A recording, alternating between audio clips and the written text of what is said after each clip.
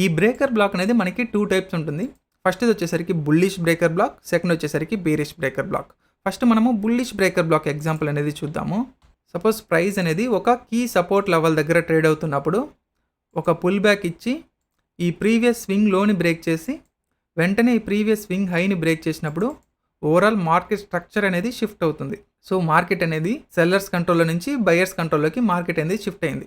ఈ విధంగా స్వింగ్ లోని స్వింగ్ హైని బ్రేక్ చేసినప్పుడు మనకి బ్రేకర్ బ్లాక్ అనేది క్రియేట్ అవుతుంది. ఈ స్వింగ్ లో ఉన్న హైయెస్ట్ అప్ క్లోజ్ క్యాండిల్ అనేది మనకి bullish breaker block. So price అనేది మళ్ళీ ఈ బ్రేకర్ బ్లాక్ దగ్గర ట్రేడ్ అయినప్పుడు ఇది ఒక సపోర్ట్ లాగా యాక్ట్ అవుతుంది. ఈ బ్రేకర్ బ్లాక్ అనేది ఎందుకు అంత పవర్ఫుల్ ప్రైస్ యాక్షన్ ప్యాటర్న్ అంటే ఇందులో మనకి బోత్ బయ్యర్స్ అండ్ సెల్లర్స్ ఇద్దరు ట్రాప్ అవుతారు. ఎగ్జాంపుల్ ఇక్కడ చూడండి, ఈ లెగ్ లో ఎవరైతే బయ్యర్స్ ఉంటారో ఈ బయ్యర్స్ అందరూ ఈ మూవ్ లో అందరూ ట్రాప్ అయ్యారు. ఈ మూవ్ తర్వాత అందరూ ఏదో ఒక పాయింట్ లో వాళ్ళ పొజిషన్స్ ని క్లోజ్ చేస్తారు. అదే విధంగా ఈ లెగ్ లో ఎవరైతే సెల్లర్స్ ఉంటారో ఈ సెల్లర్స్ అందరూ ఈ మూవ్ లో ట్రాప్ అయ్యారు. ఈ మూవ్ తర్వాత ఈ సెల్లర్స్ అందరూ లాస్ లో ఉంటారు.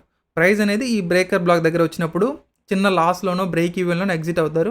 లేదంటే ఇంకా ప్రైస్ అనేది వాళ్ళకి అగైనెస్ట్గా వెళ్ళే కొద్దీ ఏదో ఒక పాయింట్లో వాళ్ళ పొజిషన్స్ని లిక్విడేట్ చేస్తారు. సో ఈ విధంగా మార్కెట్ అనేది బోత్ బయ్యర్స్ అండ్ సెల్లర్స్ని ట్రాప్ చేస్తుందంటే ఇన్స్టిట్యూషన్స్ ఎంటర్ అవుతున్నారు అనే దానికి ఒక స్ట్రాంగ్ ఇండికేషన్.